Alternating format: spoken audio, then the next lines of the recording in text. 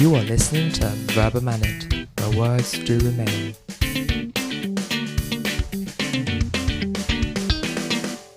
Hello to everyone, and a very warm welcome to our first episode of the interview on Verba Manent.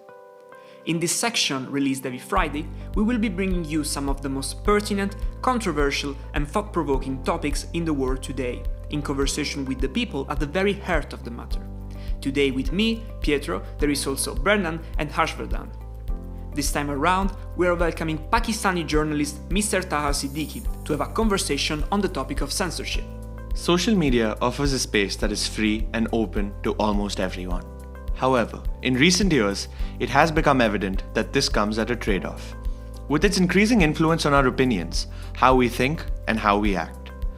What at a first glance may appear as a great opportunity for freedom and constructive dialogue is however limited by the guidelines established by the private owners of platforms and by state regulations. This may sometimes cross over into the realm of censorship. Censorship in social media is something that used to go unnoticed, but has been brought close to our hearts and minds in recent years. Free and open media, accepting of all kinds of opinions and ideas, is the exact kind of place which makes podcasts like Verba Manent possible. It returns power over societal discourse back to the people and intrinsically supports the celebrated institution of democracy. Or so it would seem, for even censorship has its supporters. In saying that it rejects the undesirable and prunes out discourse which would cause societal harm.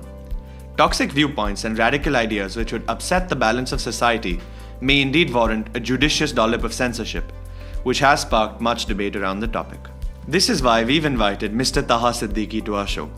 Mr. Siddiqui has spoken out in Pakistan against the excesses of the military, which led to his abduction in January 2018 and later self-exile in Paris. He is also the founder of the online platform safenewsrooms.org, standing for South Asians for freedom of expression in newsrooms. We think that his personal experiences and knowledge can help us understand if and how censorship on social media has a role in the creation of a peaceful society, who should decide what can be said, and how more indirect forms of censorship, both by state institutions and private companies, can further undermine our right to freedom of expression. We are grateful and excited to have you on the show. Well, thank you for having me on your first podcast, and I'm grateful for talking about this issue and about my own story. Mr. Siddiqui, I think a short introduction didn't exactly do your experiences justice. Would you like to elaborate a bit more on your own events leading to your self-exile in Paris? As you rightly mentioned, in January 2018, so it's almost 3 years now, or more than 3 years, a little bit over 3 years, but I arrived in Paris on February 13th. So it's going to be 3 years exactly in this month. Basically, the abduction and possible assassination attempt, as I call it, that was basically carried out on 10th of January 2018 when I was on my way to the airport, and armed men tried to take me away. My taxi was stopped forcibly on the road and I was being taken away, but luckily and fortunately I escaped while the kidnapping was going on. These armed men, I believe them to be from the Pakistan military, because prior to this attack on me and on my life, I was being threatened by the Pakistani military for several years because of my reporting.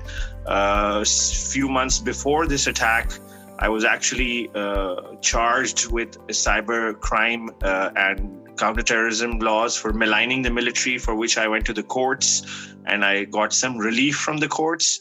So definitely, I mean, it was basically, even though till to date, I do not know or can identify my attackers, but I think they were from the military, because the modus operandi of the military has been in my country, in Pakistan, that they pick up people that they who are dissenters, who they do not want to people who exercise their own rights to freedom of expression. So dissent in Pakistan is not allowed, especially when it comes to taboo topics like talking about the military openly, talking about religion. Islam is another topic that is off bounds in Pakistan. So once that attack happened, I had two choices. I had a choice that I could continue living in Pakistan, but then I had to be silent. And that's what everyone told me. They said that the next time they will come, they will not try to take you away and then interrogate you and then do whatever they want to do with you. Because usually the way they do it is that they abduct people and then they torture them, they keep them in secret prisons, and sometimes they kill them or sometimes they let them go. So the next time they will come for me, many people told me, they said that it would be, they'd straight away just shoot you directly and not talk or not take you away. So you have a choice to stay in the country and be silent, or otherwise you decide to leave. And I went with the second option because I wanted to continue exercising my right to freedom of expression, and I wanted to continue to talk about Pakistan. So we decided at that time, it was the election year, so it was 2018. So we thought that we'll leave the country for a bit. Things might settle down because the elections will happen, and at that time there was a lot of tension between the civil and the military because the military was trying to install its own government of Imran Khan, which we did see happening in 2018 later that year. So basically, we decided that we'll leave, and France was an obvious choice because of my connections in the French media, and I'd been working with the French media for 10 years. The French embassy was really helpful in providing me with a visa back home in Pakistan. So there were several reasons to consider to come to France. But once we came here, a few months later, I was traveling to the United States, and I was at a conference there. And I was told that I was contacted by some intelligence agencies, some American intelligence agencies, and they told me that they had intercepted some communication which talked about an assassination plot if I return back to Pakistan, and also if I go to a Pakistan embassy in any country, and any Pakistan-friendly country I should stay away from. This was right around the time when Jamal Khashoggi was also killed in Istanbul, the Saudi journalist, by the Saudi regime. So when I realized that I could be at danger even when I return back to the country, then I realized that I'm abroad and in exile for the long term. So then I started to sort of look at things differently and build my life in France. I started Safe Newsrooms as one of the initiatives. That's a digital platform that we run. It's mostly focused on Twitter and Facebook right now because I don't have much time to manage the website, but we've done some articles on the website. I also manage another news platform called South Asia Press, which talks about underreported stories from Pakistan. And at the same time, I'm writing a book right now, a graphic novel on my life, which is supposed to come out in French next year. It's by a French publisher, Glénat. And I teach at Sciences Po, and yeah. So this is basically a little bit about me right now. As a journalist, you have personally experienced censorship, even at the risk of your own life. In your case, the state tried to silence your voice. On social media platforms such as Facebook and Twitter, the right to place limits on the freedom of expression is maintained by those owning said platforms. This provides an alternative sphere of media, which may possibly exclude state intervention and protect individuals, but nevertheless grants excessive power to private companies. Considering recent events and your own personal experience, should censorship exist in the sphere of social media? And if so, who should be the actors? Who wield the power to regulate such censorship? Well, when it comes to censorship, I think that censorship should not exist at all. But there is nuance to it. It's not a very black and white sort of subject here. In the sense that when we say we have free speech, we should have free speech with responsibility, not free speech with restrictions. Now, just to explain, when it comes to social media, I think one of the recent examples that you're referring to is the banning of Donald Trump from Twitter and Facebook. There are a few things that we need to consider when we analyze this particular incident. One of the first thing is that Donald Trump was allowed to be on the platform for many years prior to this banning, where he would disseminate false accusations and false stories, and he would distribute them very widely with millions of followers, and there was no action done. But when in the last 1 year, when we saw that Donald Trump was heading towards losing power, and there was more sort of evidence and more sort of this trend that or prediction that he might lose the election, we saw that he was thrown under the bus, in that expression, if I may use that, by these social media companies, and gained this higher moral ground that we banned him, or we're sort of restricting his reach, which in way was somewhat I think understandable, because when Facebook and Twitter started labeling and sort of saying that this claim that he's making is disputed, and for the right sort of information or news, go to these websites or go to this. So that kind of labeling reflected more responsibility and reflected what social media companies should do, that they should give that sort of disclaimer when some information is disputed. And to that extent, I agreed with the steps that the social media companies did. But when they outrightly banned him, I think that creates a sort of victim narrative where now we know that most of these users from the far right are now switching to other echo chamber websites like Parler, which is a far right sort of social media platform. So we see that they're pushed into their own echo chambers, and that's dangerous, because then there is no engagement with them, there is no exchange of information with them. They do not see the other side of the story at all. So I think one of the things that we need to understand is that social media companies should be responsible when it comes to free speech, but they should not place any restrictions, as I said before. Another thing which I earlier mentioned about the social media companies was the fact that we saw Trump being banned when he was not going to be elected as the president again. So, I mean, basically we see that these social media companies side with powerful entities, and so they sided with the new incoming president, and the timing of it says that, but not just the timing of it. If you look at Facebook and Twitter's actions around the world, right now, for example, in India, Twitter has restricted many accounts which were presenting a very true image and where we're doing very authentic reporting of on-ground situation of what is happening at the farmers' protest. But these accounts, like the Caravan's account or even the farmers' own official account, that have been restricted in India.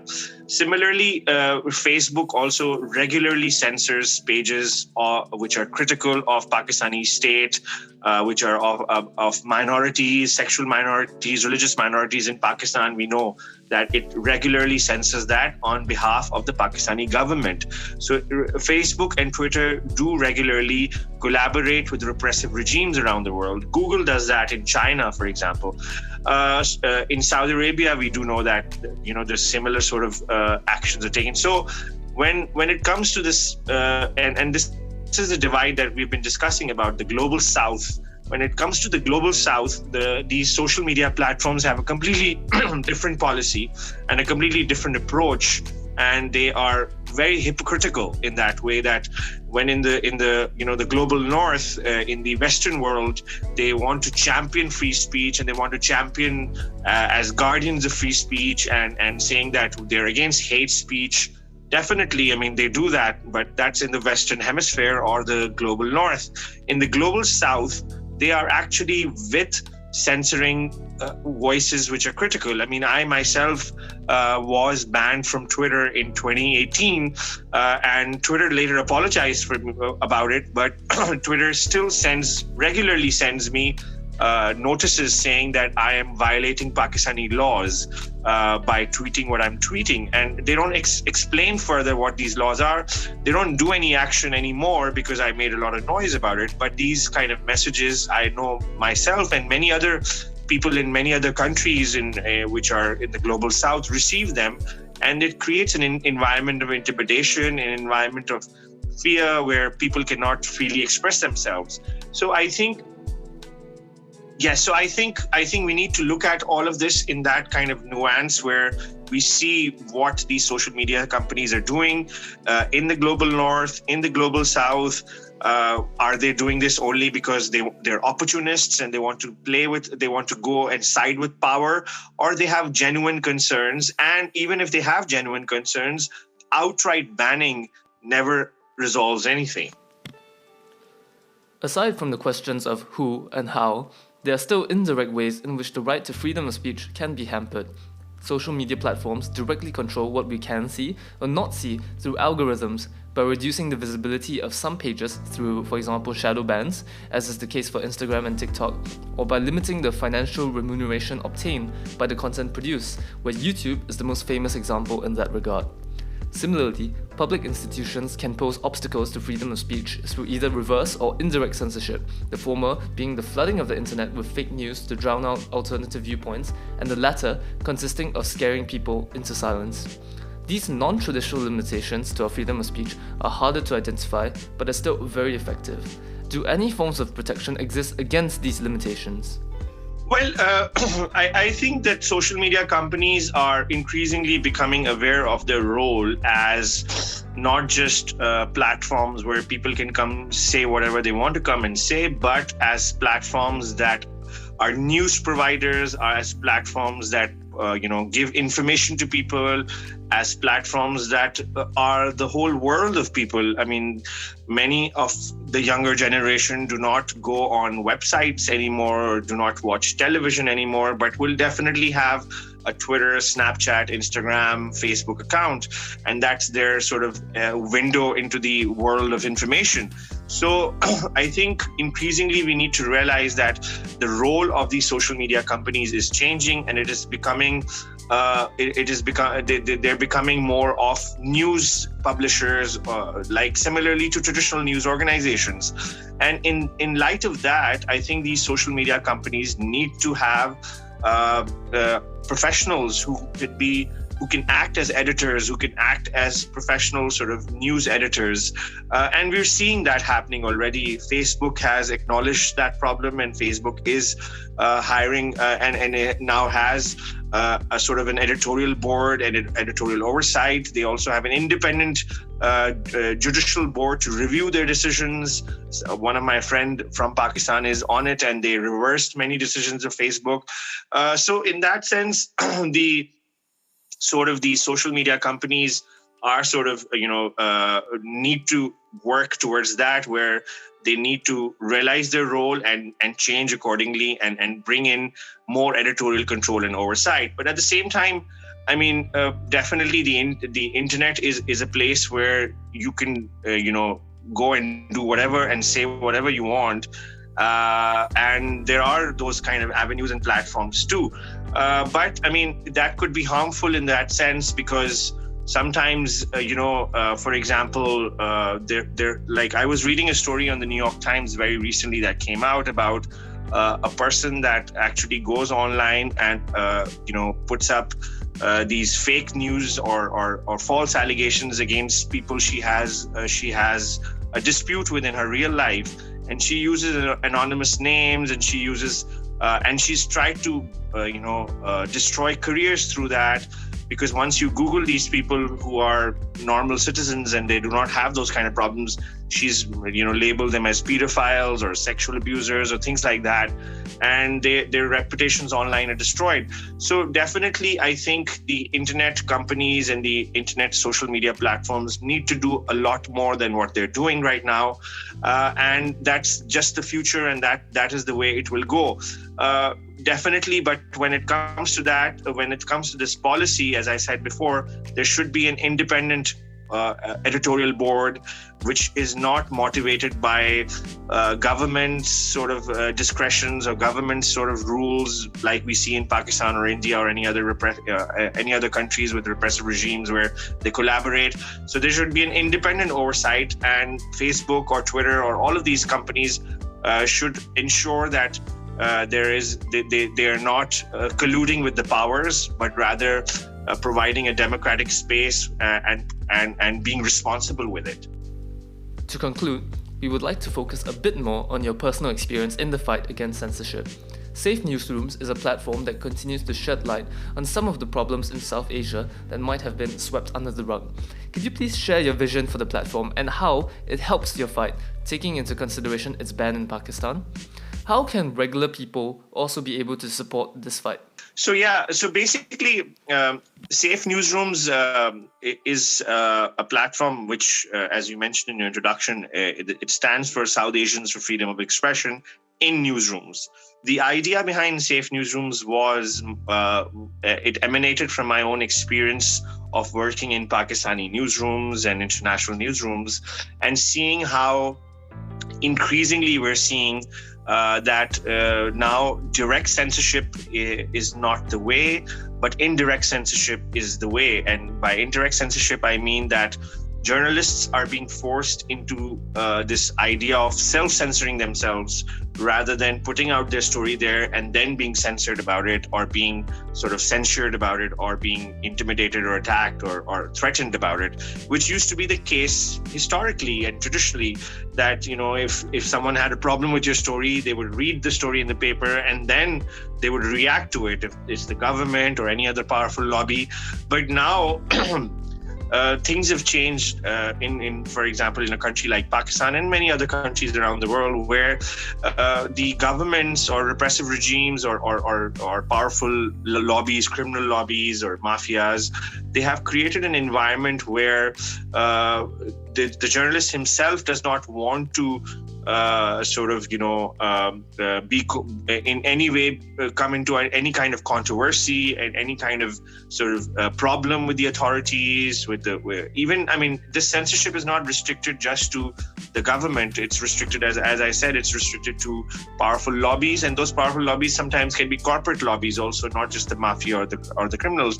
And then there are the non-state actors in Pakistan, for example, the militants. So what I wanted to do was that I wanted to give the journalists in South Asia, and then eventually globally, a platform where they can come and sort of anonymously talk about the kind of pressures they feel when they are working in newsrooms, and sort of narrate their own stories. So I did many of those kind of stories. Ever since I've launched the Safe Newsrooms website, it got banned in Pakistan. So because of that, I started focusing more on Twitter and Facebook sort of outlet where I do more of the posts. And the idea is that we provide a platform where journalists can come and as I mentioned, can come and discuss their stories of censorship, and also provide stories that have been censored, or work on issues that are taboo, and we provide them complete anonymity. I have a strong network of journalists that I worked with in South Asia, so they know me, and I'm still in touch with them because of my work on South Asia that continues even in exile. So it's sort of a way that, because I'm not in Pakistan, I am in France, I have the safety of exile. I mean, I'm not completely safe, but I'm safer than them because at least the state is not coming after me here. So for them, I am sort of an outlet that can provide them that alternative sort of platform where they can go and say things or report things or publish things that which the space they will not have back home. Thank you so much for the conversation, Mr. Siddiqui. It was a pleasure to have you on board, and I'm sure we as listeners have come away from this podcast a little more informed and knowledgeable. Many thanks, and until next time. And to our listeners, thank you for following our very first episode of the interview on Verbamanen. The episode was written by Brennan and Pietro and produced by Lois and Srijan. Stay tuned every week for more conversations and questions on the topics which matter most. Take care, and until next Friday.